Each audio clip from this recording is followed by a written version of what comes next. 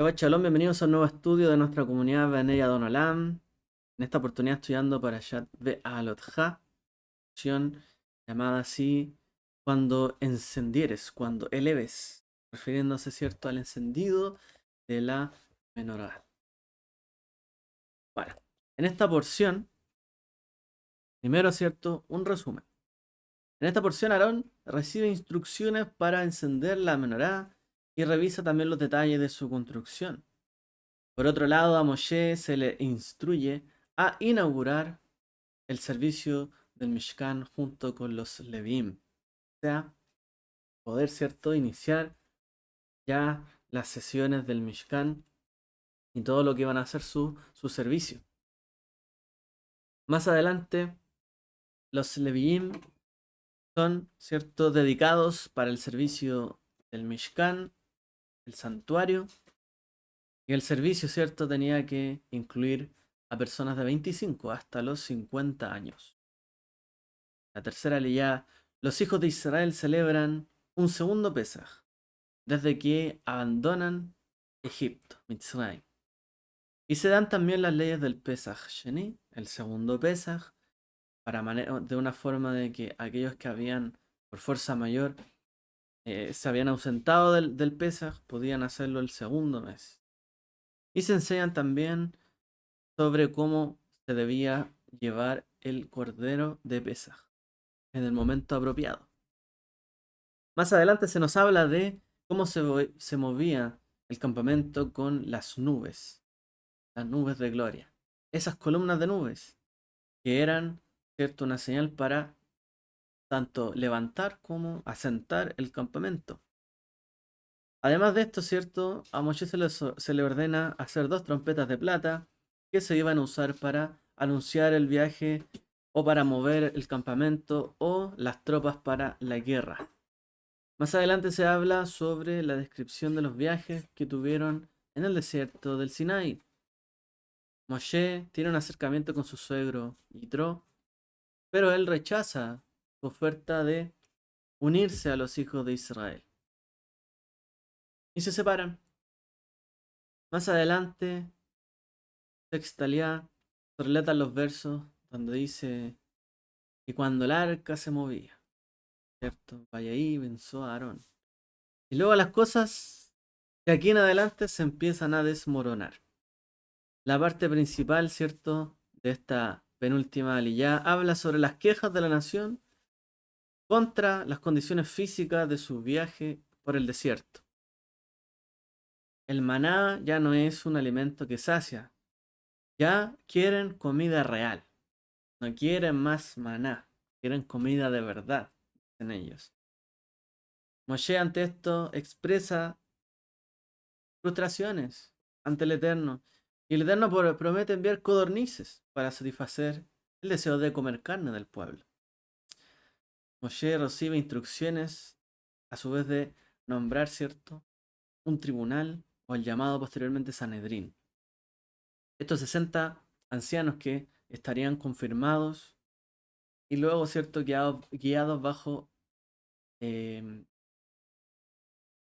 liderazgo de Yehoshua. Y en la última liyá se dice que las codornices descendieron sobre el campamento de tal forma que las personas recogieron mucha carne. Poco menos de 2 kilos de carne, se dice. Aarón y Miriam hablan en este contexto contra Moshe, lo que resulta también en que el Eterno confirme nuevamente a Moshe como su siervo y su profeta. Así, Miriam se ve envuelta y afectada por Tzarat, por la lepra, por hablar mal de su hermano. Esto es en resumen la porción de esta semana.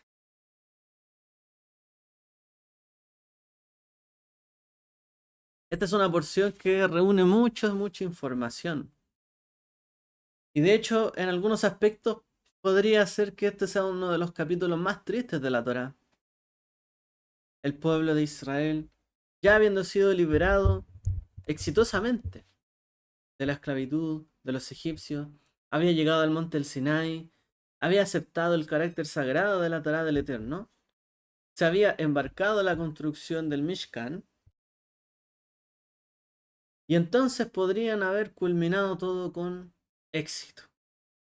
Habrían estado en un momento culmine. Estarían listos, ¿cierto?, para emprender su viaje final para entrar en la tierra prometida, ya que tenían que llegar allá, conquistarla y asentarse en ella. Y aquí, ¿cierto?, en el momento culmine donde podrían haber recibido la victoria y la realización de todo este viaje, todo comienza a desmoronarse. Por un lado, el suegro de Moshe, Yitro, o Jetro, los abandonó por razones, ¿cierto?, que la Torá no dice, no se quiso unir. Por otro lado, la gente comenzó a quejarse por la comida, aunque milagrosa era la comida, el man, ¿cierto?, en hebreo, man. La gente decía, ¿qué es esto? ¿Man es qué? ¿Qué? ¿Qué está cayendo? Era un milagro del cielo.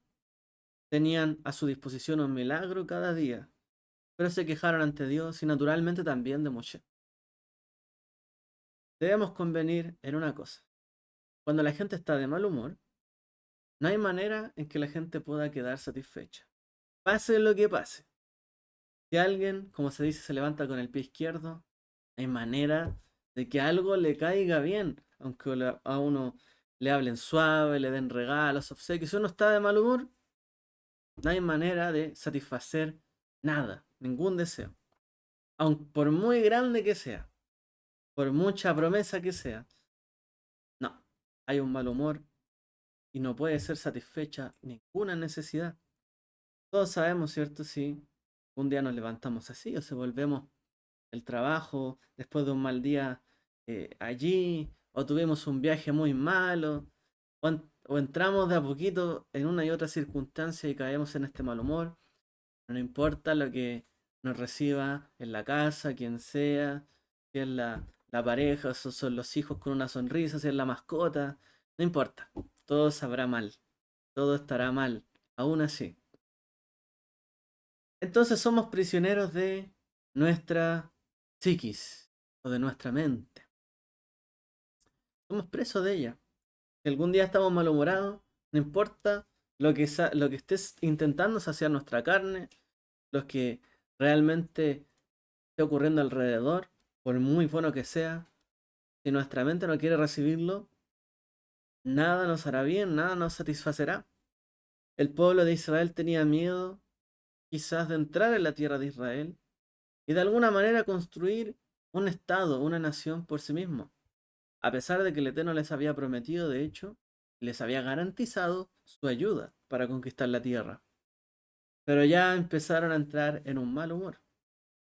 Por mucho que la comida fuera milagrosa o buena, Moshe parecía ser también el hombre que estaba equivocado y estaba mal en todo lo que hacía. Entonces quizás Moshe entró a pensar, parece que no soy la persona indicada para esto, para guiar a este pueblo. Quizás no era la misión indicada para mí. Todo esto genera frustración.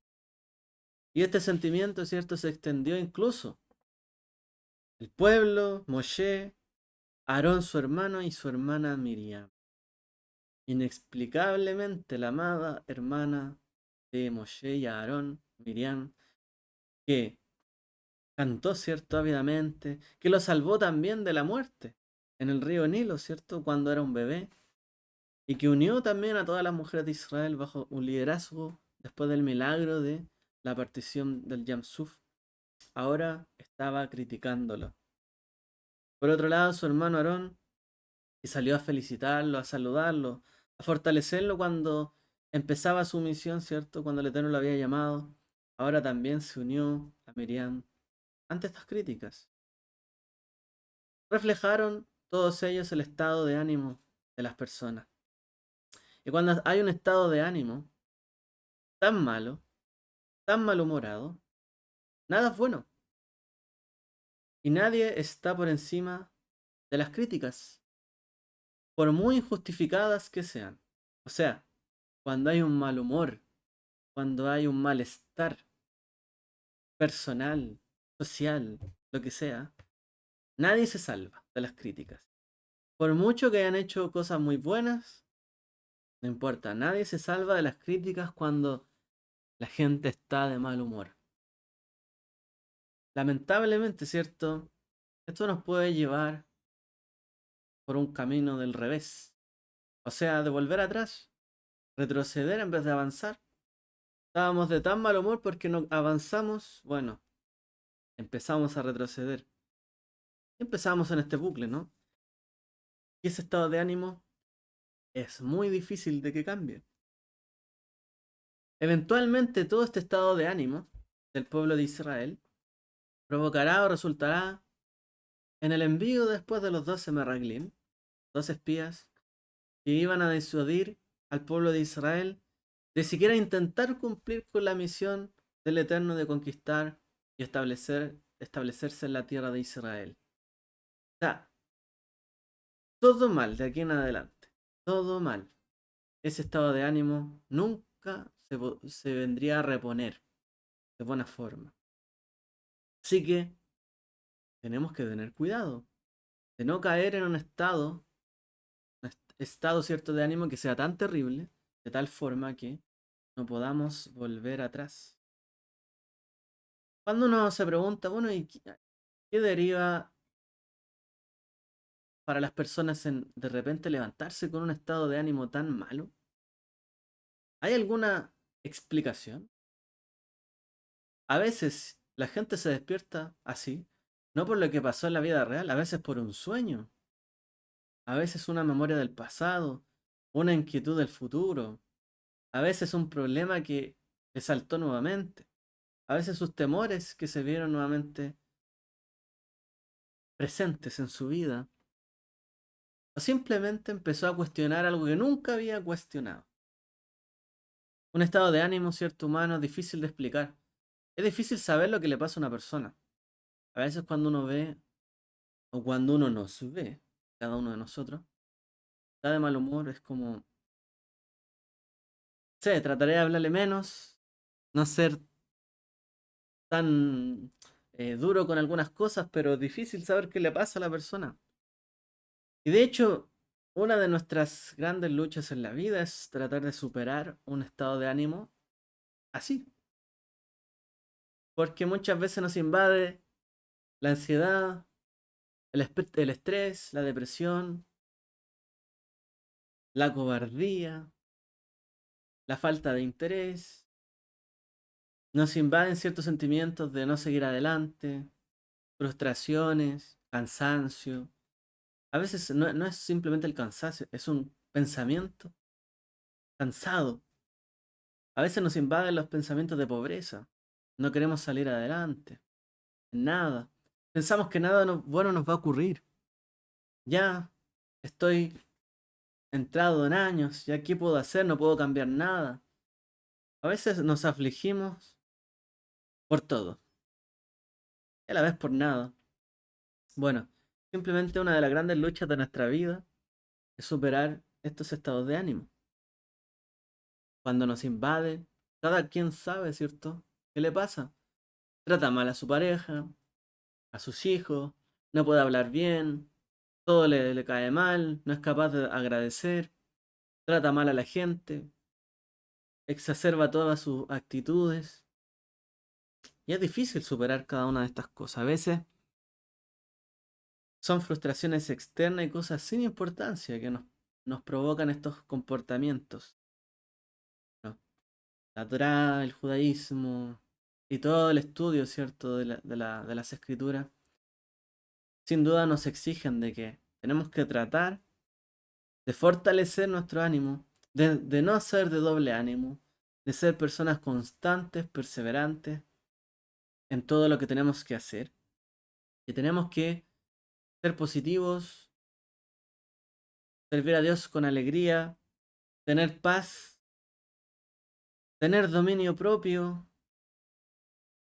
para que podamos obtener realmente lo que debemos obtener en las circunstancias y bajo la vida que el Eterno nos ha dado. No es una tarea fácil, pero sin embargo es algo que la vida nos exige. Porque nadie puede vivir malhumorado toda su vida porque no vivimos solos en este mundo. Y si yo vivo malhumorado y alejo a la gente de mí, voy a perder también las cosas que me mantienen en equilibrio. Tenemos que tener mucho cuidado. Ahora, Moshe escuchó a la nación clamar sobre sus familias, dice la porción. En medio de toda esta queja, dice la escritura, Moshe escuchó a la nación clamar sobre sus familias. Rashi se pregunta al respecto, ¿y por qué lloraba esta gente? Rashi dice, cada familia se juntó para llorar y para poder hacer públicas sus quejas sobre el maná. De repente una familia empezó, no me gusta el maná, empezó a ver con otras, empezó a hablarlo por fuera, se unió otra familia y otra familia y cada una se empezó a quejar y al final ya fue una queja más generalizada, más masiva. Moshe escuchó a la nación clamar sobre sus familias. O sea, ya era una queja familiar, cada vez se fue haciendo más grande y empezaron a quejarse del maná. Sin embargo, otra opinión dice que en realidad lloraban porque habían diferentes relaciones familiares que habían sido prohibidas en un matrimonio y ahora, ¿cierto? Que antes estaban permitidas, por ejemplo, cuando vivían en Egipto. O sea, hay quienes dicen en realidad, el problema no es que estaban quejándose porque su familia comía todos los días maná y se iban a quejar públicamente porque Dios solamente les daba maná para alimentar a sus familias. Y los pobres sostenedores del hogar se sentían tan pasados a llevar por el Eterno porque les daba solo maná para alimentar a sus familias. Hay quien dice, bueno, en realidad se empezaron a quejar de esto. Hay otros que dicen, no, en realidad lloraban porque las relaciones familiares se habían visto trastocadas por la entrega de la Torá. Muchas relaciones familiares o muchos matrimonios que se estaban pensando en concertar quedaron prohibidos bajo la entrega de la Torá. Ahora, ¿hasta qué punto algo les pudo haber molestado de tal forma que se pusieran a llorar públicamente? O sea, cuando uno llora y se siente mal, llora dentro de su casa. Trata de que nadie lo vea, llora en su habitación, llora cuando se puede escapar a algún lado o incluso puede ser frente a desconocidos, pero trata de esconderse. ¿Por qué salieron de sus casas a llorar, a quejarse? Bueno, de todas formas es fácil para uno criticar a la gente que llora o que se queja si tampoco conoce su perspectiva, su vida. Es decir, para entenderlos hay que ver qué estaba pasando por su mente o por su punto de vista. Uno dice, ¿cierto? Las mañanas son las bendiciones y tus palabras son fieles, vivas, duraderas y deliciosas para siempre y por toda la eternidad. Lo fueron para nuestros padres y lo serán para nosotros y para nuestros hijos y para todas las generaciones de tu pueblo Israel. Ahora, ¿por qué esta generación estaba tan estresada cuando decimos que la Torá es viva, es duradera, es fiel, es deliciosa para nosotros, para nuestros hijos y toda la descendencia de Israel? ¿Y por qué fue tan dura para ellos? ¿Por qué se estresaron tanto con la entrega de la Torá? Bueno, la misión de cada generación y la misión más grande de cada generación, y podemos decir de cada uno de nosotros, es superar el mayor obstáculo en nuestra generación de aceptar las palabras de Eterno. O sea, cada generación tiene un obstáculo que superar para aceptar las palabras del Eterno. Y ellos tenían un obstáculo en particular.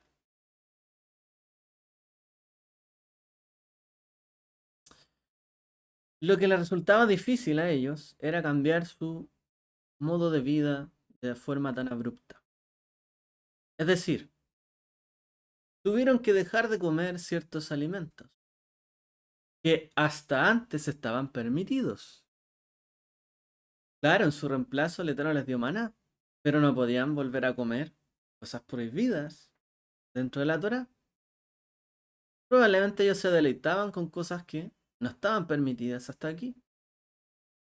Entonces tuvieron que dejar de comer ciertos alimentos que quizás a muchos de ellos les encantaban. Tuvieron que dejar de trabajar el sábado, el Shabbat.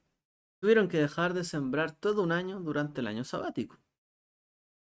Pero sin embargo, pese a las tantas leyes que habrían, no de robar, ¿cierto? No hacer falso testimonio. Pero dicen, ¿por qué menciona que salieron a llorar acerca de sus familias o por sobre sus familias? Muchos sabios dicen que fueron por las restricciones familiares. Muchos se habían casado con parientes cercanos, habían formado familias, y con la entrega de la Torá, muchas de estas relaciones quedaron prohibidas. Quizás muchos de ellos tenían que separarse de sus esposas o sus familias. Quizás se casaron con una hermana, no está permitido eso. Estamos hablando de otra época, pero esas cosas estaban aceptadas. Quizás necesitaban separarse realmente entre familias, o muchos de los matrimonios concertados que pensaban realizarse ya no estaban permitidos. Pero cuando vieron la Torá ante sus ojos reconocieron que era buena. Sí, la Torá es algo bueno. Haremos y obedeceremos. Obviamente, cuando uno piensa en esa generación, tuvieron que cambiar muchas cosas. Y de hecho les fue casi imposible de tal forma que ni siquiera entraron en la tierra prometida, sino sus hijos. Fueron tantos los cambios que el Eterno les encomendó que no fueron capaces de aceptar este modo de vida. Y pasaron el resto de su vida quejándose. Dijeron, sí, vamos a hacerlo. Y todo el resto de sus vidas se quejaron. La Torah es buena, sí. Quizás para nosotros el día de hoy no es tan difícil tomar la decisión de seguir la Torah, porque no implica cambios quizás tan abruptos como para ellos tuvieron que ser. Lo cierto es que para ellos que la Torah fuera buena y duradera significaría que muchas de las cosas que vivieron y que aceptaron ya no iban a ser más aceptadas. Bueno, tenían un problema con sus familias. Y sin duda, ¿cierto? Tuvieron que llorar amargamente por esto.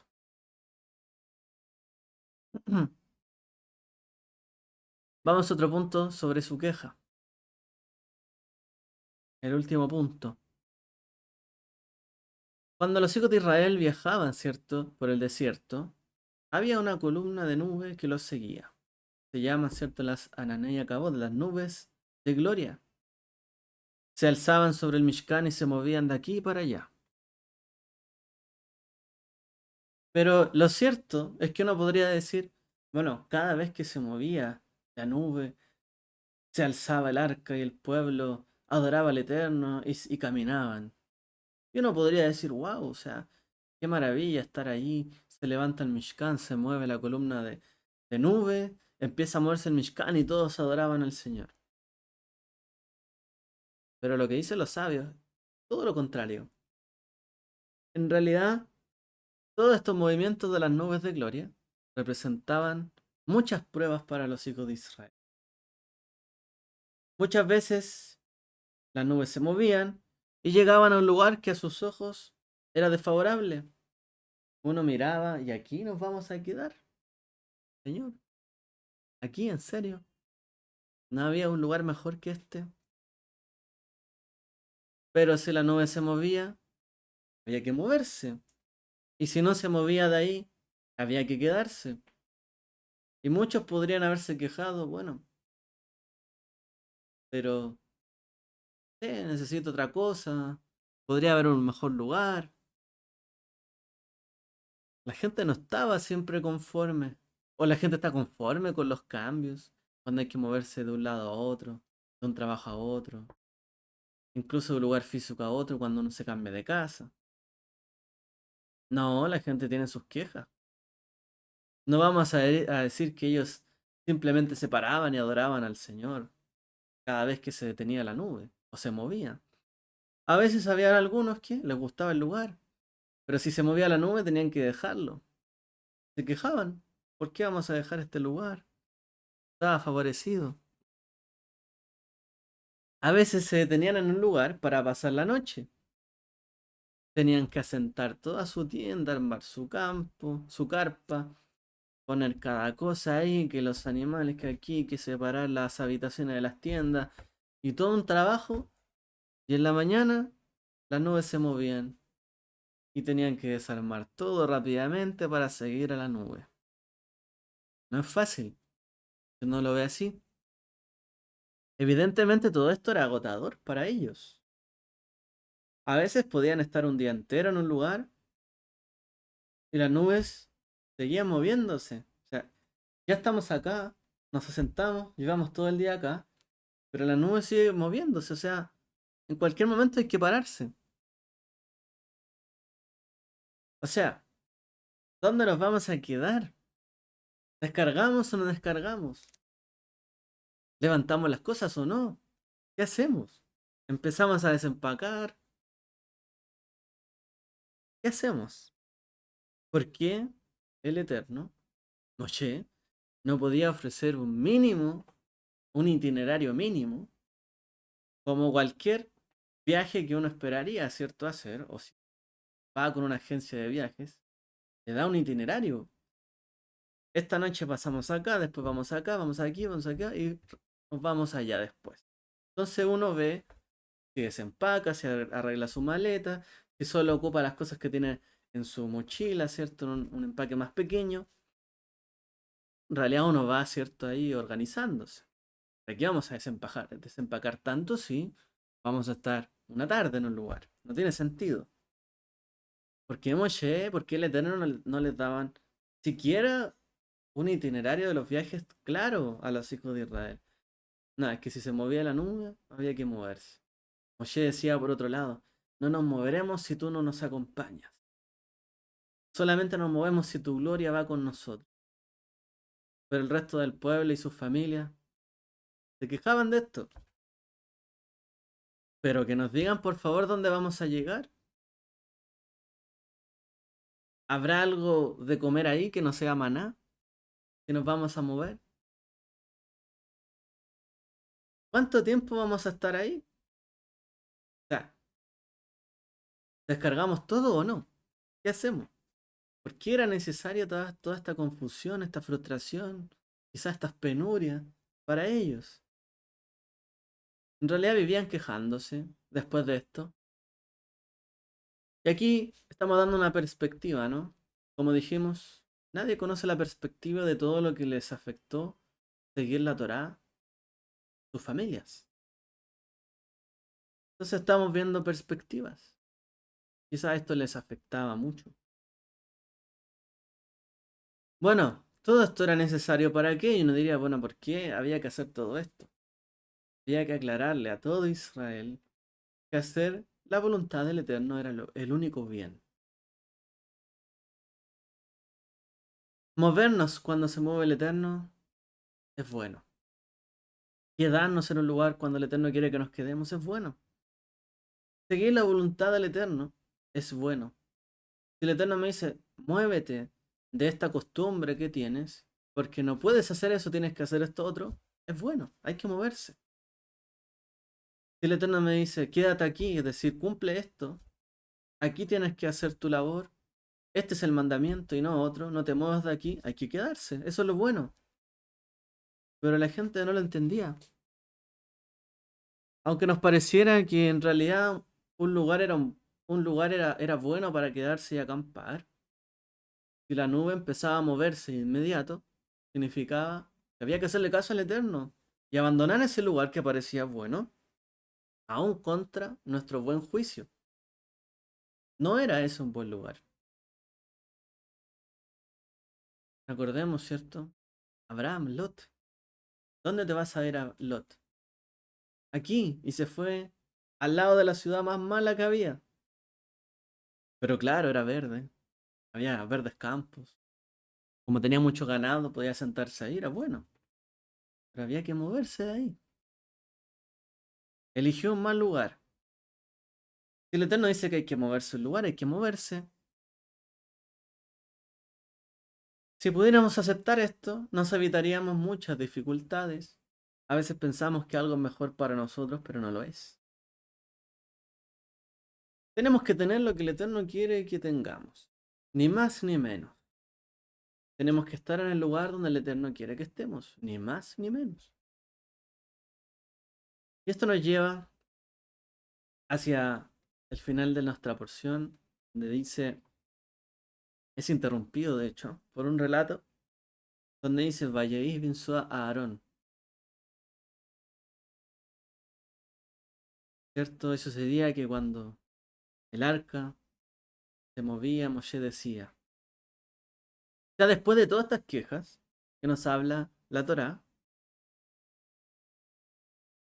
cuando se están despidiendo del monte Sinai y empiezan a quejarse, en parte, o sea, imagínense, toda esta queja que estamos hablando, y de repente entre medio de todo aparece el versículo y cuando el arca se movía, Moshe decía, levántese Adonai, dispérsense sus enemigos.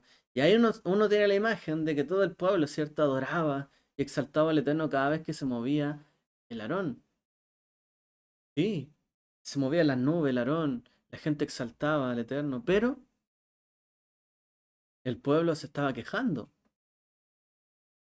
Entonces, esta porción en la Torah, Vayeí bin Zoa, Aarón, resulta que tiene una nun en la Torah, en hebreo, que está al revés. La nun en esa parte de la Torah está al revés. La nun es como un corchete, por así decirlo. Como que el corchete está al revés. ¿Y por qué está la nun al revés en esa parte de la Torah? Rashi explica lo siguiente, él dice, en realidad, esas nun, o esos corchetes, como un paréntesis, como si fuera un paréntesis, está indicándonos que en realidad ese no es el lugar apropiado de esos versículos. O sea, esos versículos, dice Rashi, fueron puestos ahí para interrumpir entre dos relatos de castigo. O sea, para no poner dos relatos juntos de castigo, dos historias juntas de castigo, hay un paréntesis entre esos textos que habla, ¿cierto?, de cuando el arca se movía, Moshe decía, levántate, Adonai. Sean esparcidos tus enemigos y el pueblo todo, ¿cierto?, clamaba ante el Eterno y seguía las nubes y su voluntad. Pero hay un castigo ahí y más adelante hay otro castigo, entonces dicen es para poner como un paréntesis en ese momento. Como de hecho la nuna al revés pareciera un paréntesis. Entonces el castigo que sigue a estos versos, que fue a raíz de las quejas infundadas de los hijos de Israel, terminaron en muerte. Entonces uno se pregunta, Rashi dice que es para separar los dos castigos. ¿Y cuál fue el otro castigo? Porque el castigo de las quejas fue la mortandad que vino después, porque el pueblo se quejó, pero dice que está entre medio de dos castigos. ¿Y cuál es el anterior castigo? Lo único que dice antes de esto es que el pueblo de Israel salió del monte Sinai, del Har Sinai. Entonces, aquí viene otra explicación. Ramban, o Rabbi Moshe ben Nachmanides, él dice que abandonamos el Har Sinai, o nuestros padres abandonaron Har Sinai, como un niño que huye de la escuela. Como decimos acá, que hace la cimarra. En realidad, los hijos de Israel abandonaron el monte Sinai como un niño que quiere huir, escapar de la escuela.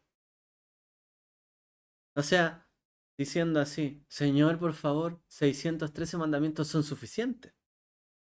Si nos quedamos más tiempo ahí, el Eterno podría añadir aún más mandamientos. Mejor nos vamos rapidito. Si no, sean más leyes. O sea, ya es suficiente para nosotros, para las familias, para nuestra perspectiva de futuro. Pero si sigues entregándonos más mandamientos, ¿qué será de nosotros? O sea, vámonos rapidito. Ahora de nuevo, ¿y cuál era la queja? Entonces, ¿no dijimos que las nubes determinaban cómo movernos? Las nubes se mueven y nosotros las seguimos. Señor, haremos y obedeceremos. ¿Por qué sería nuestra culpa si las nubes empezaran a moverse? Entonces había que irse. El punto es que sí, las nubes se movieron y hubo que irse. Pero el corazón del pueblo fue, vámonos rápido.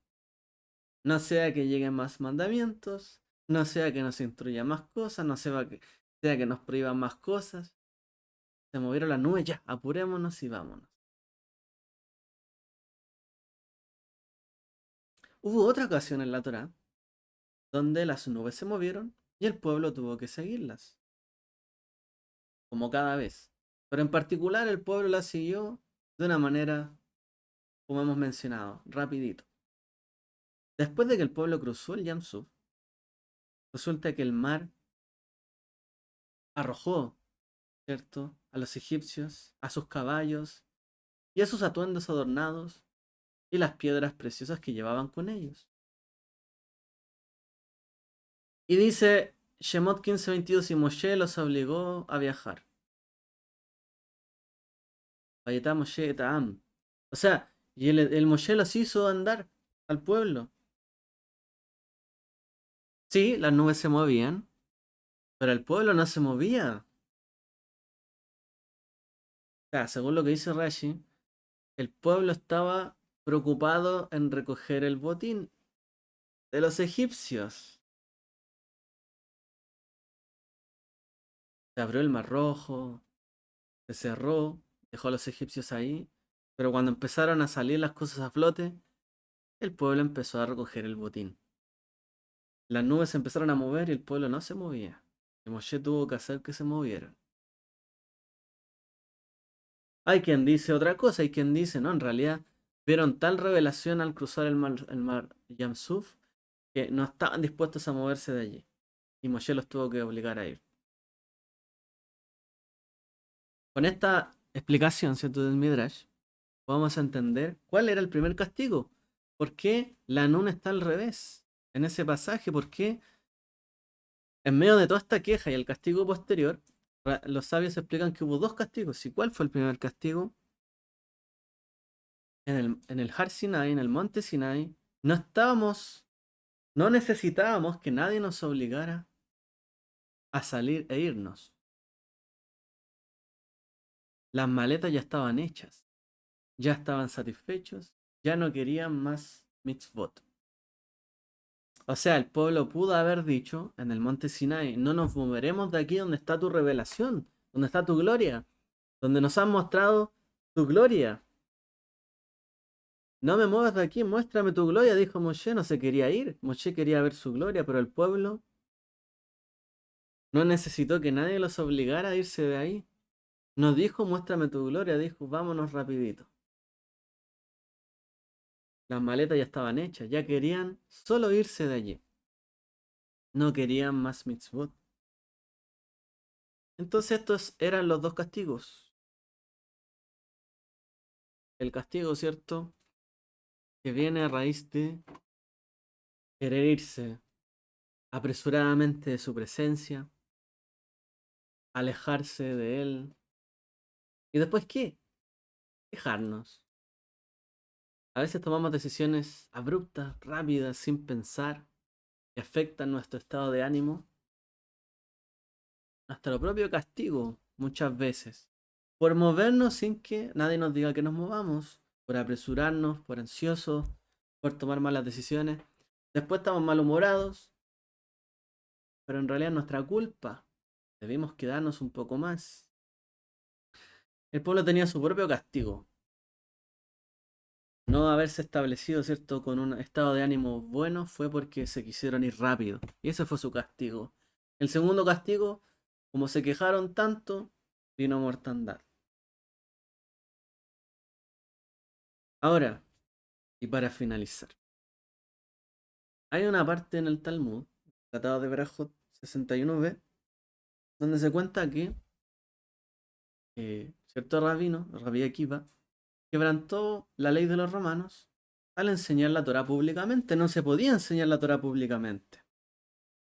Y después se le preguntó y cómo podía ponerse en peligro de esta forma. Y él respondió con una parábola que comparaba a los hijos de Israel con los peces. ¿Qué dice esta parábola? Un grupo de peces fueron vistos por un zorro. Y preguntan los zorros, ¿por qué se agrupan de esa manera? Respondieron los peces, para evitar las redes de los pescadores.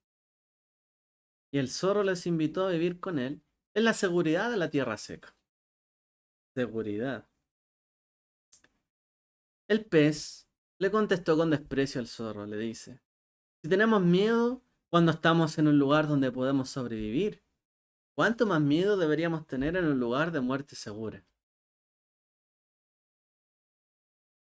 Antes de esto, es cierto, el rabino que enseñaba la Torá públicamente, pese a estar prohibido por los romanos, explicó que si estamos en un estado de peligro, cuando estamos conectados a nuestra propia fuente de vida, que es la Torá, cuánto mayor será el peligro en el que estaremos si no estamos conectados con esa fuente de vida. O sea, si yo empiezo a negar lo que a mí me hace bien, mi fuente de vida, la Torá, lo que a mí me ayuda, me hace bien, me hace sentir bien, las cosas que realmente me hacen mejorar, crecer como persona, y eso no es suficiente, y elijo yo alejarme de esto, voy a estar en un mayor peligro. Muchas veces la gente se aleja de Dios, se aleja de lo que es bueno para ellas, sabiendo que lo que está buscando o encontrando es peor.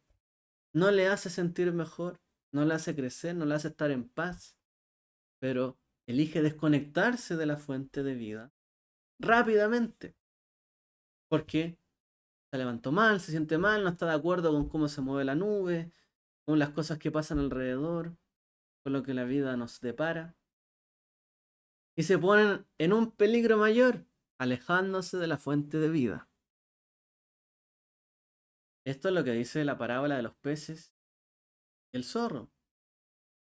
Prefiero quedarme aquí, aun cuando pueda venir la red de los pescadores, que ir a vivir al lado del zorro, que nos va a comer seguramente. Y este es el problema.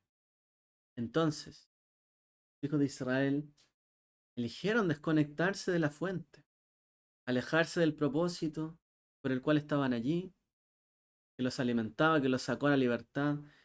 Y a veces nosotros hacemos lo mismo. Nos alejamos del propósito o del entender por qué el Eterno nos tiene donde nos tiene. Nos enseña lo que nos enseña, nos prohíbe lo que nos prohíbe. Y preferimos alejarnos de la fuente de vida. Nos ponemos en un mayor peligro. Los hijos de Israel se expusieron a una gran queja porque no entendieron lo que les hacía bien, que era bueno, pese a todo, las inconveniencias, seguir la nube. Era bueno seguir la nube. Era bueno recibir la mitzvot. Y de nuevo volvemos a la letra Nun. ¿Qué significa la letra Nun en hebreo o en arameo? La letra Nun significa un pez. ¿Sí? La Nun al revés. Vayaí bin Aarón. La Nun está al revés ahí en ese texto. Y la letra Nun significa un pez. De hecho, un pez siempre va a volver al agua. Naturalmente el pez se va al agua. Va a saltar hasta que encuentre el agua, porque es su fuente de vida. No puede respirar sin el agua. Un pez jamás le va a dar la espalda a su entorno vital. No está nunca al revés del agua o no le da la espalda. Sin embargo, nosotros, hijos de Israel, sí somos capaces de darle la espalda a nuestra fuente de vida. Y sí somos capaces de abandonar alegremente al que nos da la vida. Sí somos capaces de irnos rápidamente del monte Sinai. Y sí somos capaces de darle la espalda al que nos dio la Torá y a su mitzvot. Pero un pez nunca le da la espalda al agua. siempre se acerca al agua. Es su fuente de vida. Pero tristemente, al revés, en la Torá aparece la Nun, porque nosotros actuamos al revés. Como un pez al revés. Un pez que se aleja de su fuente de vida, del agua. Y por eso dicen que esta Nun está volteada en esta parashá. Y cuando Aarón viajaba, dice, está la letra Nun ahí al revés. Y explica a los sabios que incluso cuando nosotros nos alejamos del Eterno, Aarón viaja adelante despejándonos el camino. Aún mientras nos alejamos de Hashem, Él se ocupa activamente de beneficiarnos.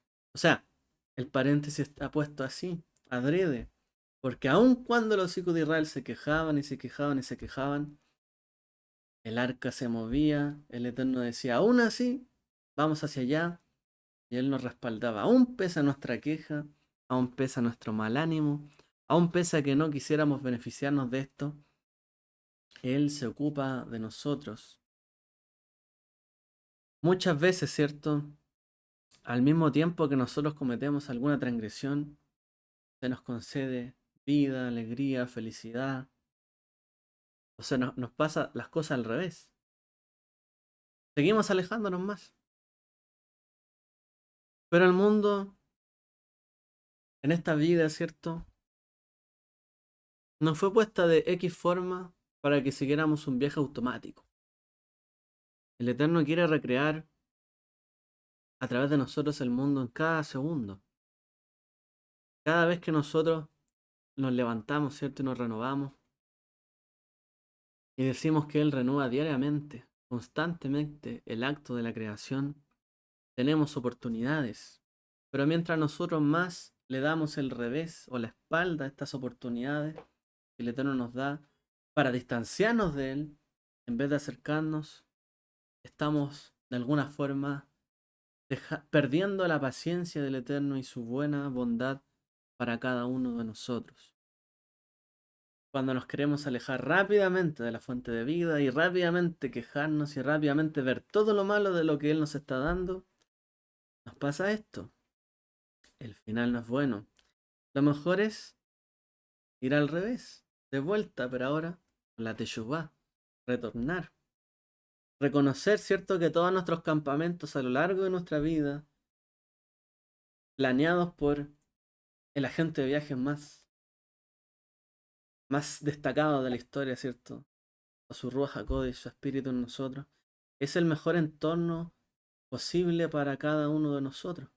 Tenemos que aprender a aprovechar esas oportunidades que nos da la fuente de vida, empapándonos en esas aguas de eternidad, para que podamos movernos libremente, sin culpa, sin ansiedad, sin estrés, sin depresión, sin quejas. El gran problema es este. Cuando nos queremos alejar de Él, rápidamente empezamos a ver todo mal. Y pensamos que va a ser mejor. No, no es mejor. Lo mejor es estar conectados con nuestra fuente de vida, nuestro Padre, nuestro Creador. Y ahí habitar, y ahí vivir. Y si tengo una queja, como dice el Salmo, mi queja expondré ante el Eterno. Pero expóngala ante Él. No salga a llorar fuera de su casa para que todo el mundo vea cómo se queja porque Dios lo trata mal y solamente le manda un milagro que se llama maná y no tiene nada más que comer. ¿Quiere comer algo diferente, mejor? Por el Eterno, pídaselo. Pídalo con el ánimo, ¿cierto?, de disfrutar de su mano, de su bondad, que sus hijos también lo experimenten. Pero no nos quejemos de tal forma que echemos a perder todo lo bueno que hemos recibido de Él. Grandes problemas que tenemos nosotros, ¿cierto? Cuando nuestro mal humor nos domina. ¿Qué tenemos que hacer? Volver a la fuente de vida. Reposicionarnos. ¿Estamos con mal humor? Bueno, pongamos de nuevo en la pesa quiénes somos, desde dónde nos sacó el Eterno, por qué estoy donde estoy y dónde Él me quiere llevar. Pongamos nuevamente, ¿cierto?, las cosas en su lugar Y no pretendamos querer alejarnos del Eterno tan rápidamente. Como la excusa, no, Él me movió para allá y me muevo. En realidad me quiero alejar de Él. Cuidado con todo esto, que para los hijos de Israel esto fue mortal. Que para nosotros sea una advertencia para seguir adelante en, en la dirección que nos quiera llevar. Que el Eterno les bendiga a todos. Shabbat Shalom.